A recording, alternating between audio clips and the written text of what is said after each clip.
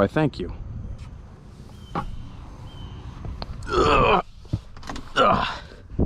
Getting too old for this shit.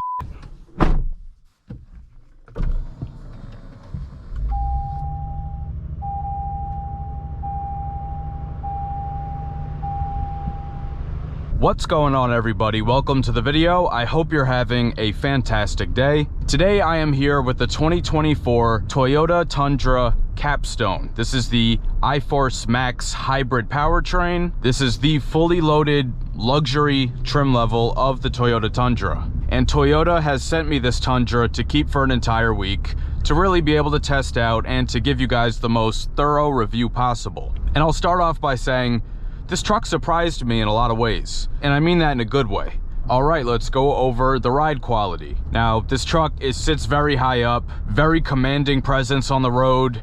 Looking out from this high up, you kind of just feel like you're at an advantage over everyone else on the road. Visibility is fantastic, and it's fantastic all around.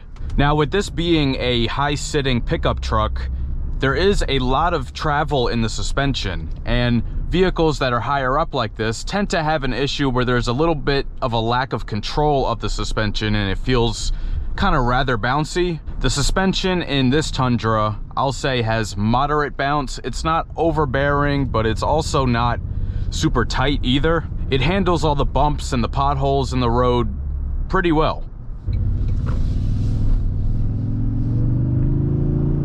When you hit a bump or a pothole in the road, it kind of just stays isolated to that one tire. It kind of just eats it up and it doesn't really get dispersed through the rest of the car. You don't really feel a bump everywhere else. And having that extra give in the suspension certainly helps a lot with that. Now, this is riding on 22-inch wheels. That is what comes on this fully loaded Capstone. And historically, smaller wheel sizes typically correlate to a softer ride. Now, I haven't driven any of those lower trim levels that have the thicker tires with the smaller wheels, so I can't really make a comparison of the ride of this one compared to those. But in my opinion, riding on these 22s to me doesn't really leave too much to be desired. I think it's fine. All right, so now we're gonna test out the acceleration. We have a 3.5 liter twin turbo V6 with the electric motor, 437 horsepower, 583 pound-feet of torque. And that is with this 10-speed automatic. So I have it in sport mode on the shifter, sport mode on the drive mode as well.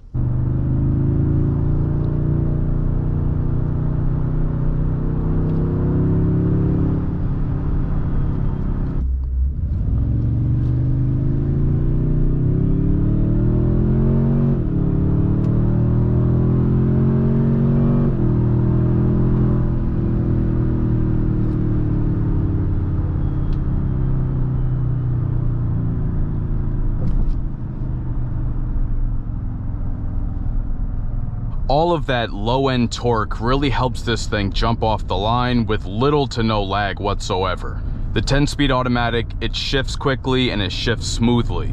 Now, the acceleration test, I had it in sport mode. Now I have it in eco because I'm trying to save as much fuel economy as I can while I'm driving this. It's significantly slower in eco mode, for sure. Slight lag when you put your foot down in eco mode, but it's still very far from sluggish. Now, it's not that loud, but when you let your foot up off the accelerator, you can hear that little turbo whistle coming from underneath the hood. And also, they have somehow managed to make this twin turbo V6 hybrid sound a lot like a naturally aspirated V8. Now, there is artificial sound being pumped in from the speakers, but the sound of the engine is very aggressive, it's very throaty. And this thing overall just feels and sounds powerful. Also, the switch off between full EV mode and the engine is pretty seamless. When you come to a stop, the engine shuts off. You don't really feel it shutting off, and you also don't really feel it coming back on either. When you do begin to move again at slow speeds, it does stay in EV mode. And then you can hear the engine just gently come on after.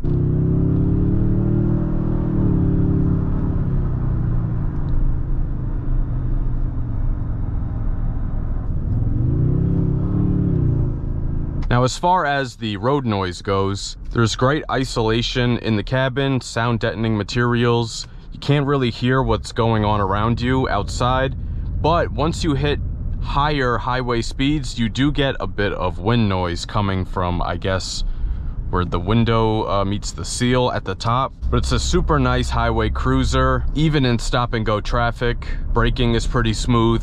In stop and go traffic, it's better to keep it in eco mode just for better fuel economy. Now, even with this truck being hybrid, fuel efficiency is okay. It's 19 city, 22 highway, but again, big trucks are never known for their fuel economy, but this one's decent.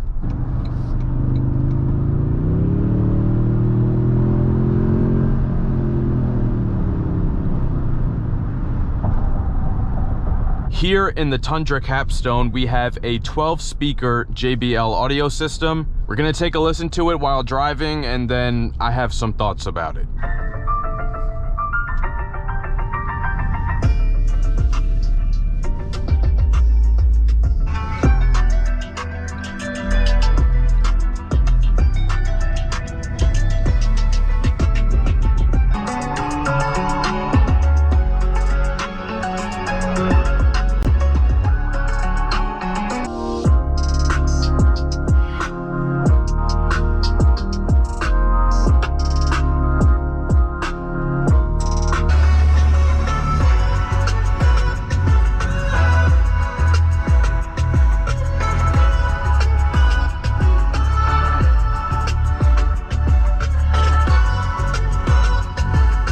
So typically, I like Toyota's JBL audio systems. I think they're pretty good.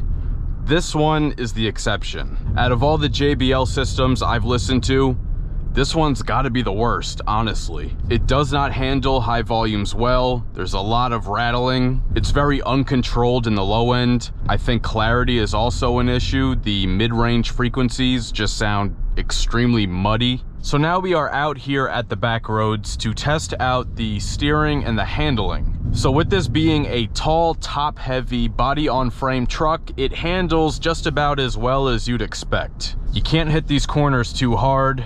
There's a fair amount of body roll, but I mean, it's a truck, but they still gave it some pretty good driving dynamics. I mean, the steering wheel, in a car like this, you want to have decent weight to the steering. You don't want to be able to steer a car this heavy with one finger.